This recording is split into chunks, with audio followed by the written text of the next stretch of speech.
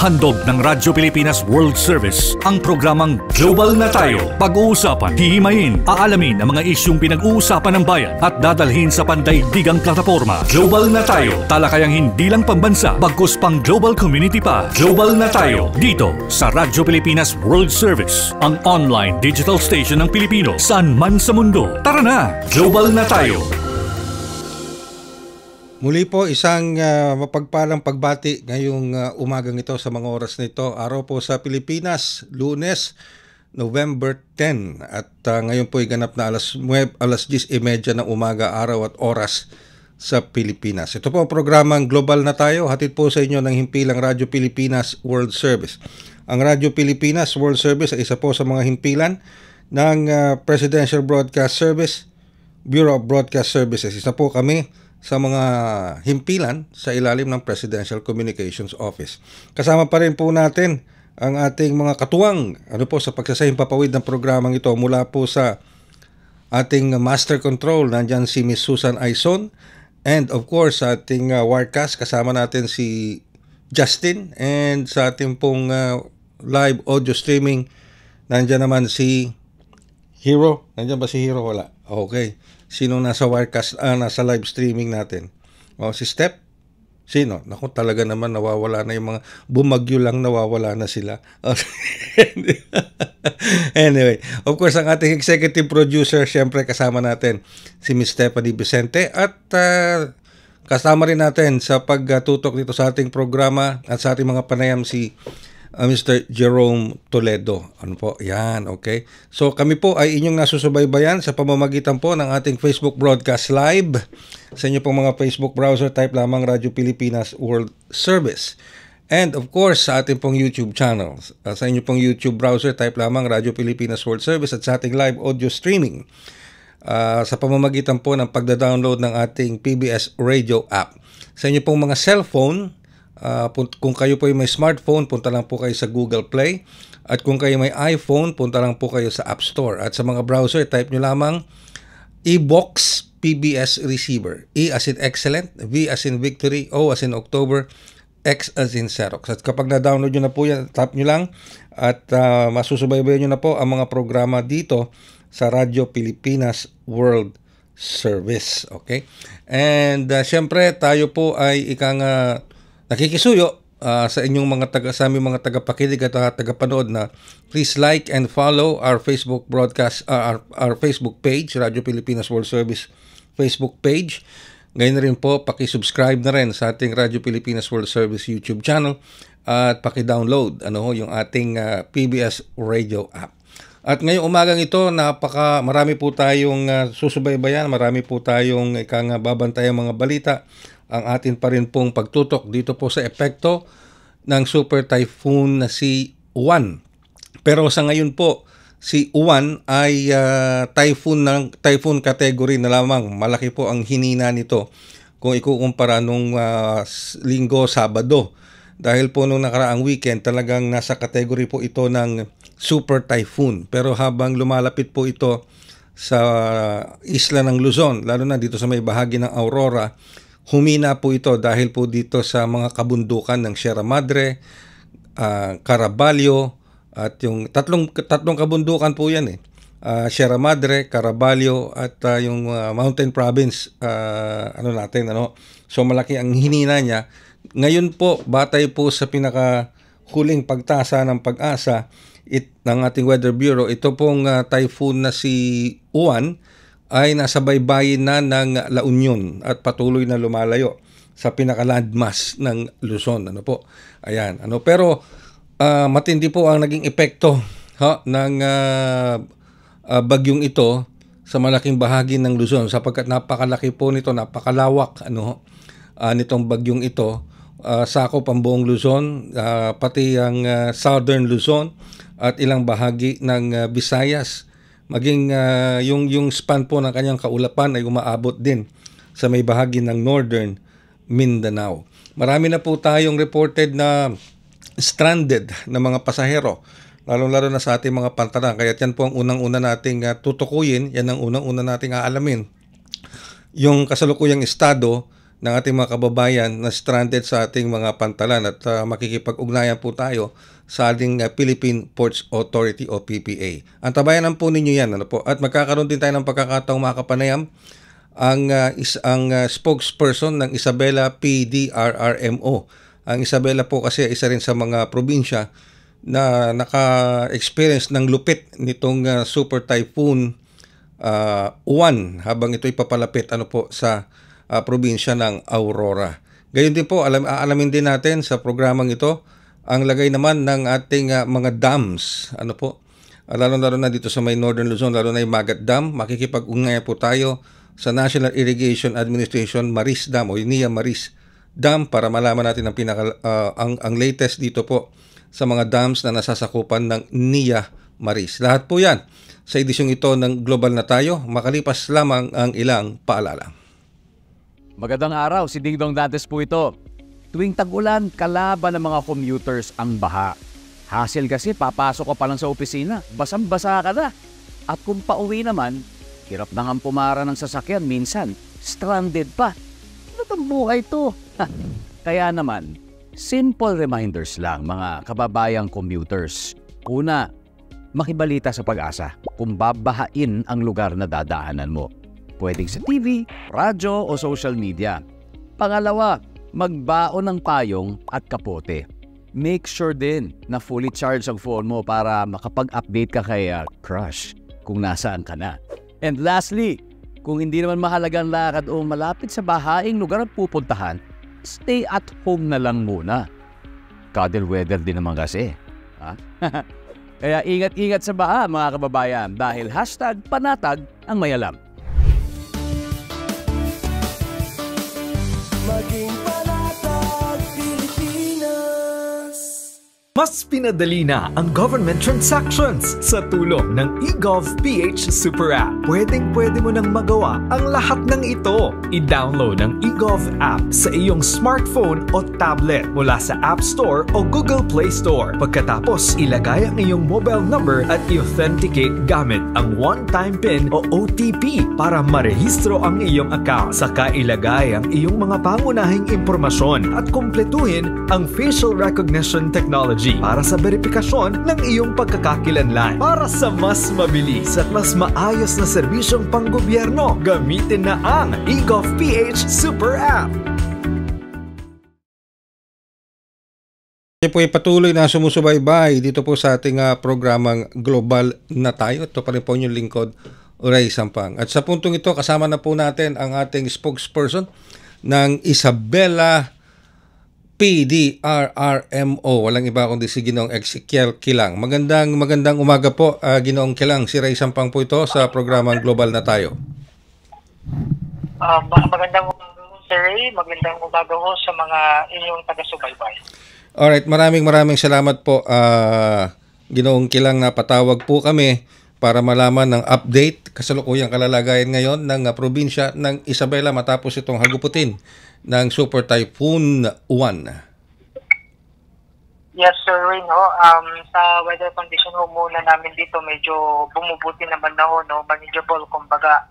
Gayun pa man, naging malaki ho yung epekto ng bagyong Uwan, lalong-lalo na kasabay ng kanyang paglandfall sa parati ko namin probinsya, sa Aurora Province, na nagdala ho ito kung bakit may mga po kami, naapektuhan ho yung 33 or 33 na munisipalidad at syudad ho namin ng kawalan ho ng tustos ng kuryente na. So out of 37 ho, Sir Ray, na municipalities and cities dito sa Isabela, 33 ho dito ay blackout na ho. Gayun pa man, ang Isabela Electric Cooperative 1 at 2 ay patuloy ho sa kanilang ginagawang effort para nang sa ganun ay may balik sa lalong madaling panahon ang tustos ng kuryente. Ulitin ko lamang po, Ginong Kilang.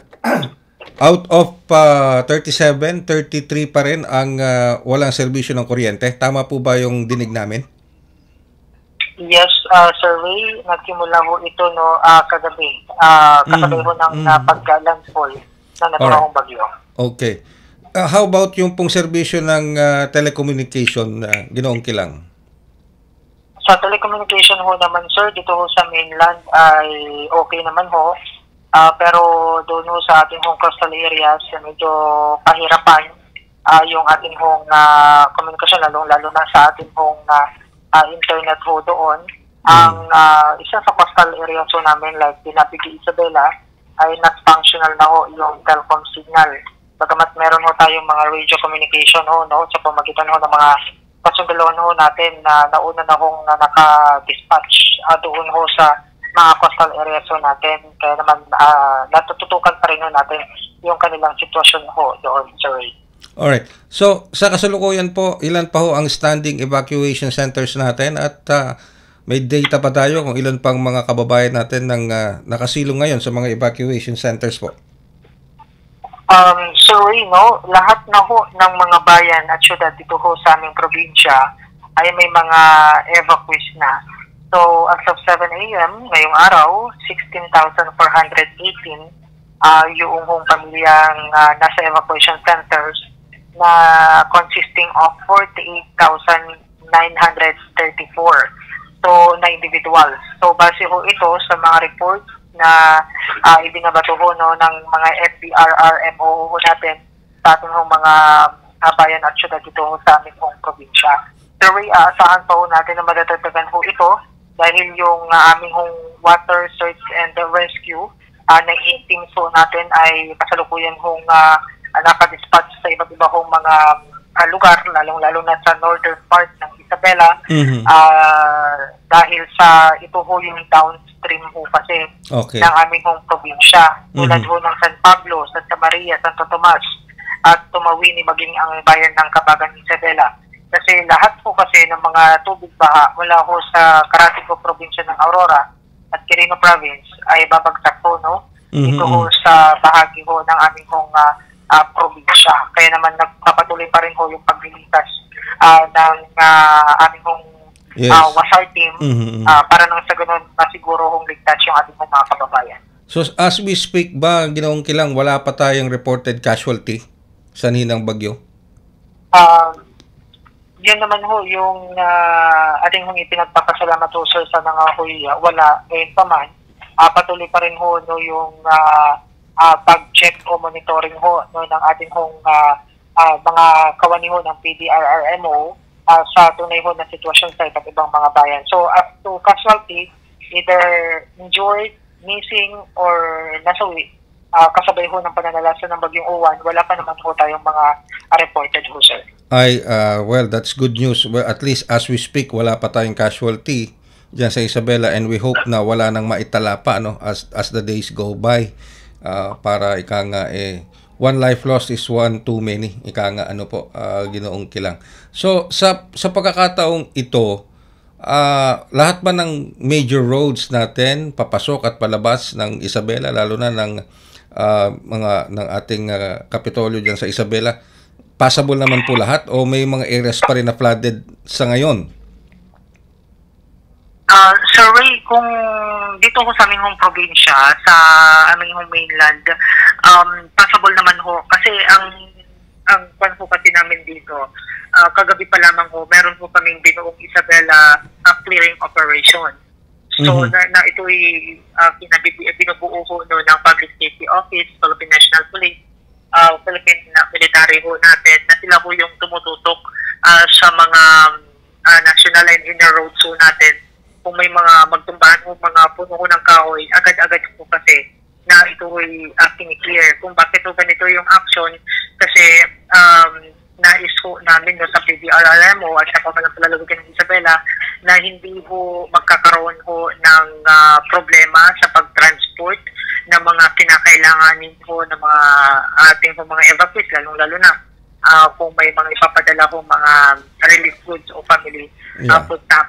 But when it comes to sa mga ano natin, sa mga karatigo natin na probinsya, like dyan ho sa may bahagi ho ng Nueva Vizcaya, ay meron ho tayong mga ano ho dyan, no? Hindi humadaanan sa Nueva Vizcaya Pangasinan Road, ay temporary close. Sa southbound naman, patungong Manila, hindi ho passable dahil ho sa mga nagtumbahan ho no, ng mga puno ho ng kahoy at mga naitatala hong pagbuho ng lupa. Sa northbound naman, Isabela to Cagayan, ay yung Pigatan Bridge sa Alcala, Cagayan ay hindi ho ito passable. Bagamat sa ating hong pagkikipag-ugnayan sa mga counterparts ho natin doon, patuloy naman yung kanilang ginagawa para magkaroon ho ng clearing operation. As we speak ba, Ginoong Kilang, meron tayong mga infrastructure na severely damaged o sabihin natin mga ospital, government man yan o private, na nasira o naapektuhan dahil mahalaga rin kasi sa mga panahong ito yung serbisyong pangkalusugan, ang Ginoong Kilang? Sir Ray, tinitignan mo kasi natin ngayon, ang priority pa kasi ho muna namin ngayon ay yung ma-secure yung mga residente ho namin na mailigtas, yung mga kinakailangan pa mailigtas. Kasi ang pinaghahandaan ho namin ngayon, hindi ko mo manageable na yung weather condition ho natin, kampante na. Inaasahan ho kasi namin yung pagbaha. Dahil meron na ho tayong 5 municipalidad, no? Yung may mga flooded na mga barangay. So, aasahan pa po natin na madadagdagan. Ngayon pa man, ang MSWD ho natin at syempre ang PSWD ho natin ay constant ho yung kanilang koordinasyon para tignan, i-assess kung may mga partially or totally damaged ho ba ng mga pabayan kasabay ho ng napagagupit ng bagyong Uwan ho kagabi ngayong daytime ho na ito. So, panghuli na lamang ho, no, yung pag-assess ho natin ng mga damage, inuuna ho namin yung kaligtasan ho muna ng aming mga kababayan ho, Sir Ray. Alright, so sa mga nabanggit po ninyo, ang national government po ba ay nandyan at uma-assist at nagbibigay ng assistance sa inyo tulad ng DSWD at ng iba pang national government para po makatulong sa inyo dyan sa Isabela?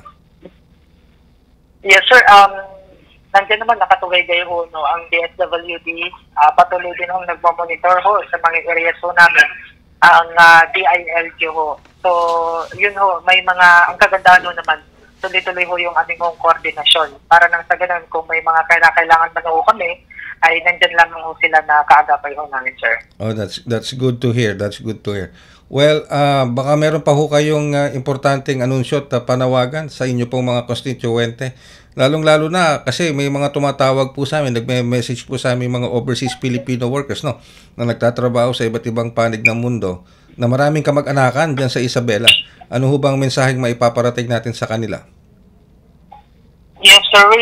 Ito ho talaga yung palaging bilin ho, no, paalala ho ng ating punong lalawigan Rodito Albano at Vice Governor Kikuli sa aming mga Isabelenyo, na kung mataas po sana ang ating preparedness, mababa po ang ating response.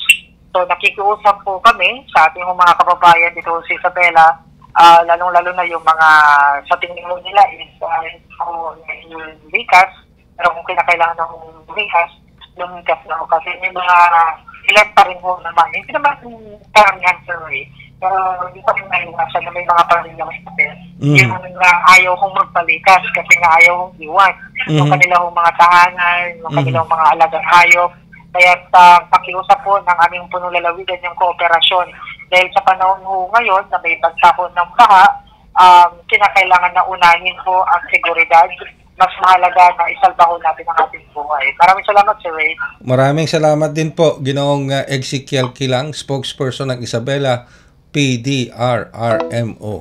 Inyo pong napakinggan ang ating panayam kay Ginoong Ezekiel Kilang para po dyan sa naging epekto naman ng Super Typhoon Uwan sa nasabing lalawigan at yung mga ginagawang hakbang ngayon ng provincial government ng Isabela para po tulungang makabangon itong ating mga kababayan dyan. At medyo sabi nga ni Ginoong Ezekiel Kilang, yung pong lahat ng tubig na manggagaling sa upland, kasama na ang Quirino, kasama na ang Aurora, kasi mababang area po yan mababang area yung Isabela. Okay? So napapalibutan yan ng Quirino, napapalibutan yan ng Aurora, maging ng ilang parts ng Cagayan, yung pong mga tubig na manggagaling sa taas, bababa po yan sa Isabela. Kaya't patuloy pa rin ang kanila. Bagamat lumagpas na yung Super Typhoon Uwan sa kanila, binabantayan pa rin at minomonitor nila yung downstream, yung pagbaba ng mga tubig, ulan o baha mula po sa mga nakapalibot sa kanila mga probinsya. At meron pang nabanggit nga ni Ginoong Kilang, kundi ako nagkakamali, may 5 bayan ang kasalukuyan pa rin nakararanas ng pagbaha. Pero patuloy naman po sila nakatutok at patuloy silang nagbibigay ng assistance dito kasama ang iba't ibang mga ahensya, national government. Okay? Ayan. Pero meron pa rin ilang mga ayaw lumikas. Lalo na nung kasagsagan nung paghagupit ng bagyong Uwan. Meron pa rin tayong ilang mga kababayan na ayaw lumikas, ayaw sumunod sa preemptive evacuation dahil ang dahilan nila, binabantayan nila yung kanilang mga ari-arian, bahay at livestock. Yun po ang masakit doon. Napakahirap pong kumilos, napakahirap mag-evacuate kapag nasa kalagitnaan ka na ng unos o ng bagyo. Mas delikado sa buhay nung ini-evacuate at delikado rin sa buhay ng mga nagre-rescue. Mga ilang beses na po tayo nakakarinig ng mga nakalipas na unos o bagyo na may mga nasasawing rescuer. Yun po ay dahil may nire-rescue kasi ng mga kababayan natin na nagpapaiwan o talagang naiwan o na-stranded. Kaya mahalaga po kasi yung kooperasyon sa pagitan ng mga mamamayan at ng local government unit, ng provincial government, ng national government para po magsilikas tayo ng maaga.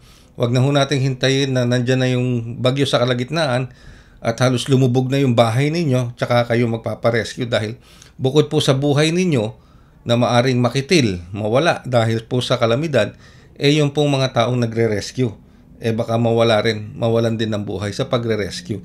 Kaya napakahalaga ng preemptive evacuation. Magbabalik po kami makalipas lamang ang ilan pang paalala. Itinuloy na po natin ang zero balance billing. Libre po. Ibig sabihin, ang serbisyo sa basic accommodation sa ating mga DOH na ospital, wala nang babayaran ang pasyente. Ang dami pong challenge, hindi po namin alam kung saan namin kukunin, ganon, nag-iisip kung paano namin mababayaran. Siyempre po, masayang-masaya, super saya po dahil na zero billing po kami. Opo, malaking po talaga, malaking tulong po. Mabilis lang din po. Bayad na ang bill ninyo.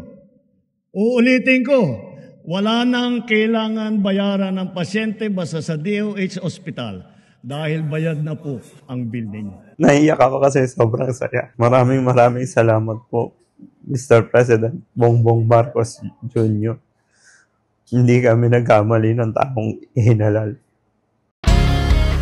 Paano nga ba mag-register para magkaroon ng schedule sa Bagong Pilipinas Presidential Action Center?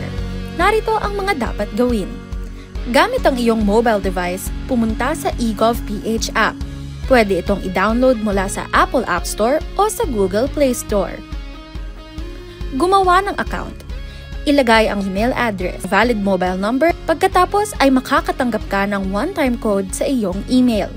Gamitin ang code sa eGov app para sa verification ng iyong account at ng mga impormasyong ibinigay. Congratulations! Meron ka ng eGovPH app account.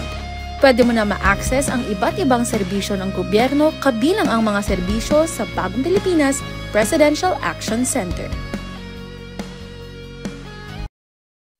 Kayo po'y patuloy na sumusubaybay dito sa ating programang Global na Tayo ngayong araw na ito ng Lunes, ika-10 sa buwan ng Nobyembre, oras at araw dito sa Pilipinas. Samantala, pagkatapos nating makapanayam ang ating Isabela PDRMO, alamin naman natin ang level ng tubig sa ating mga dam, lalo na sa mga nasasakupan ng NIA Maris. Kasama po natin ngayon si Engineer Carlo Ablan, ang siya pong tumatayong Division Manager ng NIA Maris Dam. Magandang umaga po, Engineer Ablan. Si Ray Sampang po ito sa programang Global na Tayo. Engineer Ablan? Alright. Hello sir, good morning po. Good morning po, Engineer Ablan. Thank you very much for accepting our invitation ngayong araw na ito. So, Engineer Ablan, can you give us an update kung kamusta na ang level ng dam na dito sa mga nasasakupan ng Nia Maris, particular dito sa Magat Dam, Engineer? Yes sir, as of 10 a.m. ang elevation natin is 90.70 na. At yung ating inflow as of 10 a.m. is 10,703. At yung ating pinakakawalan ngayon is 2,000. Alright. Sige, medyo kumakalas yung signal ni audio ni Engineer Ablan. Alright. Sige. Alright. So, sige, we will re-establish our communication with Engineer Carlo Ablan, ang Nia Maris Dam Division Manager. Alright, nagbabalik na. Okay, Engineer Ablan, magandang umaga po muli. Yes sir, magandang umaga po. Alright. So, nandun po tayo sa level ngayon ng dam, particular sa Magat. Yes sir, as of 10 a.m. Yung elevation natin is 190.70. And then yung ating inflow is 10,703 na. At yung ating outflow is 2,312 CMS. At yung ating gate na naka-open ay 6 na. At tigda 2 metro yung ating opening at yung total opening niya is 12 meters. Okay, sa mga nabanggit po ninyong mga figures, of course, para mas madaling maintindihan ng ating mga kababayan, mga nanonood at nakikinig sa atin. Ano ibig sabihin nito? Malapit na ba tayo sa overspilling level kaya tayo nagbubukas ng gates? Yes sir, kung maalala natin kagabi at 10 p.m. nasa 182.24 tayo. Ito yung almost 2-3 days na nag-open na tayo, since open na tayo nung November 6. Umabot tayo ng 182.24 alas 10 nung gabi. Kagabi. Ngayon, umabot na tayo ng 190.70. So, makikita natin yung kagyat na pagtaas ng ating reservoir elevation. So, bigay na rin tayo ng abiso kaninang 5:30. Una, yung ating dam discharge warning number 3. Ito po yung rapid increase namin na naiabiso na rin natin sa National Disaster Risk Reduction Management. Sila din po ang magbibigay ng text blast dito sa aming area upang masigurado na halos lahat na able na cellphone within our area dito sa Magat River downstream ay makakakuha ng babala mula alas 5:30 hanggang alas 7. Inulit po natin iyon. Yung dam discharge warning number 3 natin, yung rapid increase. So kailangan mag-open tayo since malakas nga yung inflow na dumating. Mas mataas ito kaysa kay Emong. 11,713 yung kanyang inabot na maximum, sir. Okay, kasi kanina nakamonitor ako mga ganap na alas 8 ng umaga, paano say today, nasa 188.74 meters. Ngayon, as we speak, nasa 190 na siya. Tama po ba ako doon? Yes, sir. 190.70. And possible this 11 a.m. 191.34 to 40 na yung or 50 na yung ating elevation sir. Yan maski nakabukas na yung 4 na gates. Yes sir, bali 6 na po yung nakabukas sa ating ngayon, sir. 6 na. Kanina pala 12 na metro na yung total opening natin. Kanina, may tigda 2 metro kada gate. Kanina pala yung alas 8. Kanina alas 8 ng umaga, 4 gates ang open. Yes sir, and every 30 minutes nagdadagdag tayo ng opening until maabot natin yung desired na opening upang hindi na mabilis ang pagtaas ng ating reserve level, sir. At lalo malapit na yung 193. Ito yung pinakamataas na level ng Magat Dam. At least kaya pa natin namang i-contain yung tubig na napaparating at elevation 193 o mas mataas pa. Yes. Sir. Sa ngayon po ba, Engineer Ablan, kamusta ba ang sitwasyon ng weather dyan? Umuulan pa rin ba? Malakas pa rin ba ang ulan na maaring magsabing meron pang mga mas malaking volume ng tubig na manggagaling sa mga watershed na nakapalibot sa dam?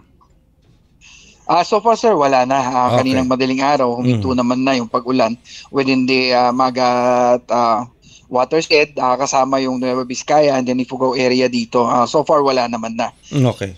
Alright, that's good. Pero para lang po sa konteksto, kapag nagre-release tayo ng tubig ngayon, 6 na gates na nakabukas, saan po ba direktang nagpupunta yung mga tubig na pinapakawalan sa Magat Dam?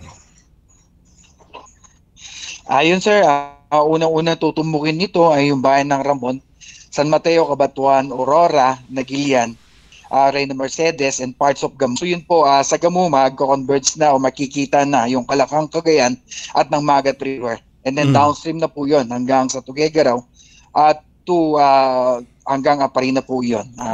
Yun po yung daloy ng tubig natin dito sa Magat River. So ibig sabihin na engineer, ang Cagayan River will tataas ang elevation? Yes sir, possible na tataas yung ating elevation kaya napaaga din yung ating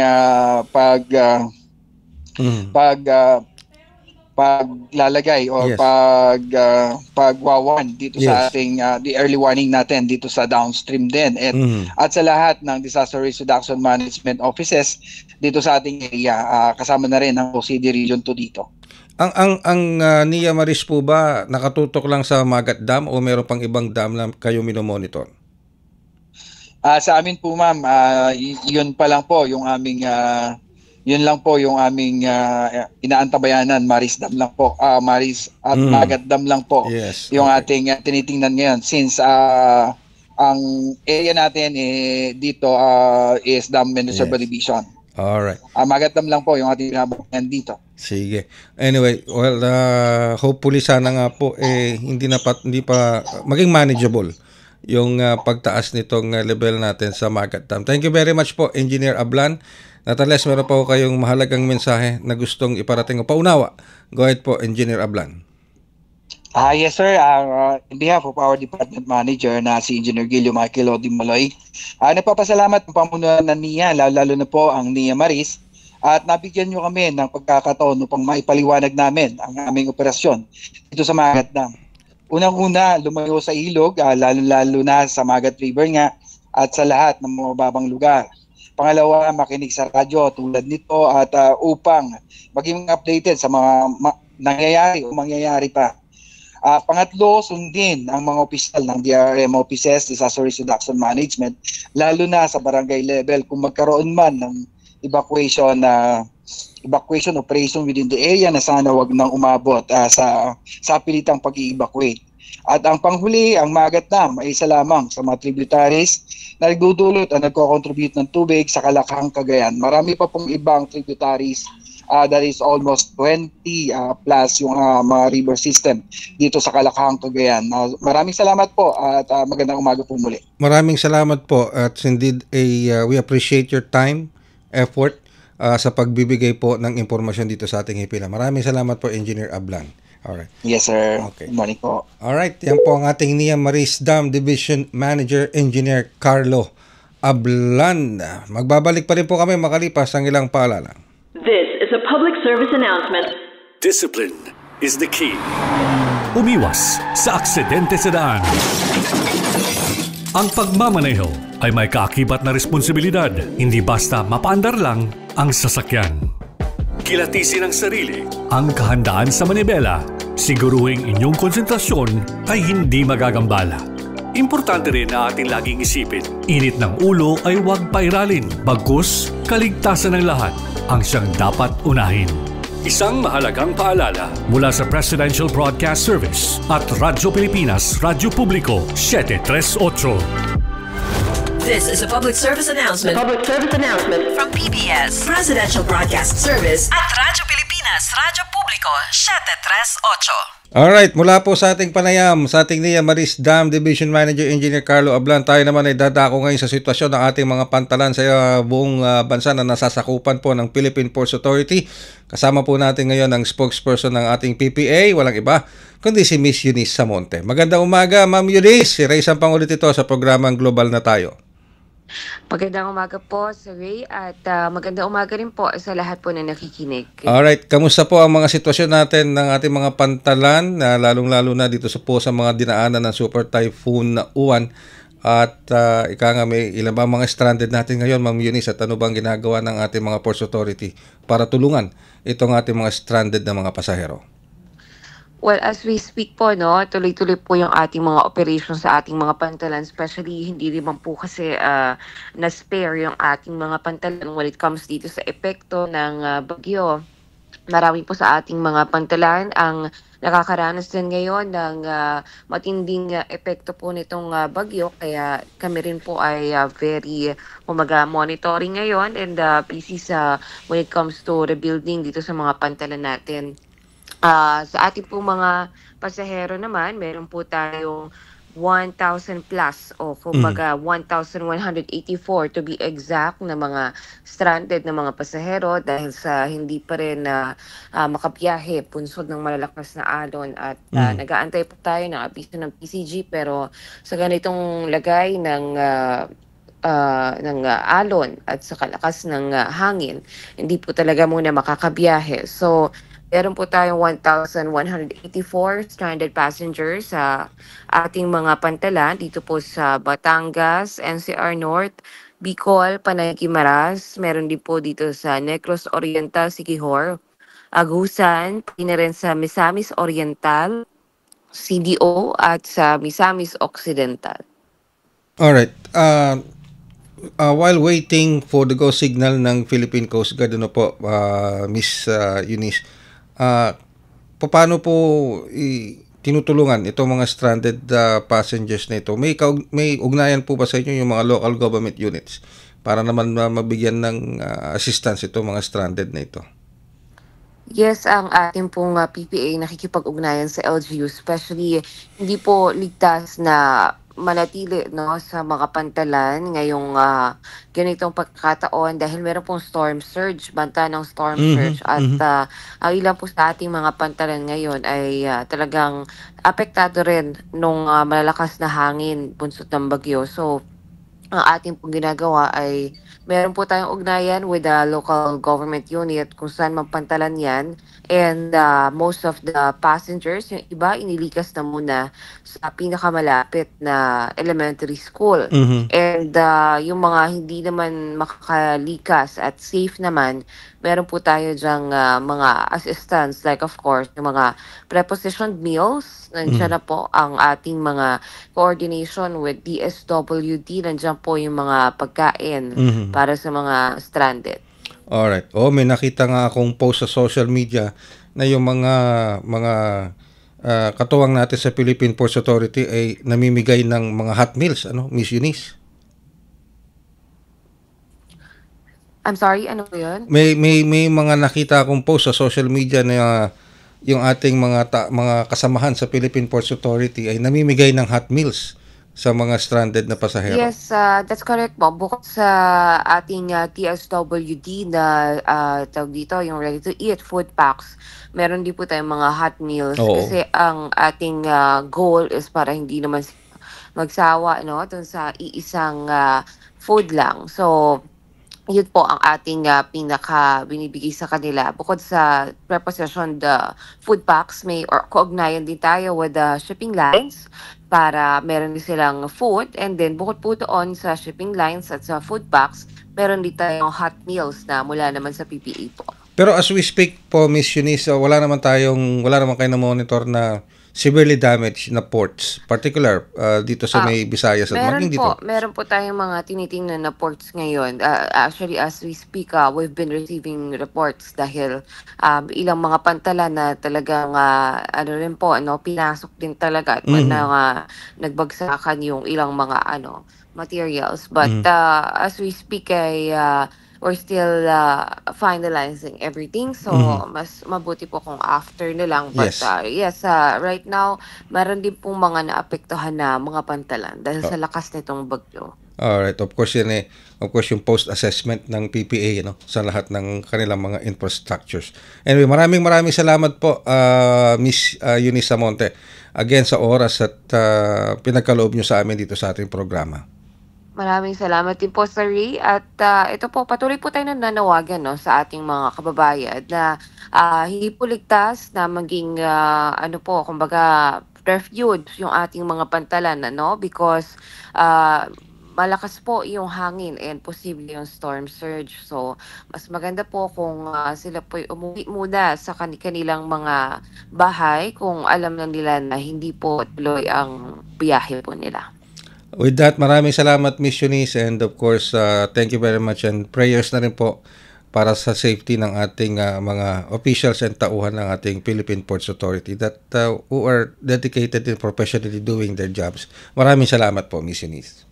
Salamat po, Sir Ray. At po tayong lahat.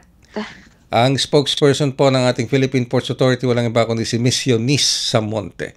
At sa pamamagitan po ng ating panayam with the Philippine Ports Authority, tayo po ay magpipinid na ng isa pang edisyon ng programang Global na Tayo. We hope kami po ay nakapag-deliver, nakapagbigay sa inyo ng mga mahalagang impormasyon, balita at impormasyon hinggil po sa mga lagay ng ating mga probinsya, ang mga probinsyang dinaanan nitong super typhoon na si Uwan, maging ang lagay ng mga efforts, yung mga ginagawang efforts ng mga provincial government, ng local government, maging ng national government of course, upang tulungang makarecover o makabangon itong ating mga kababayang lubang na apektuhan nitong bagyong ito. At dun sa mga kababayan natin na nakikinig ngayon, lalo na sa ating mga overseas Filipino workers, alam kong iniisip ninyo ang kalalagayan ng inyong mga mahal sa buhay na naiwan nyo dito sa Pilipinas, and we are closely monitoring with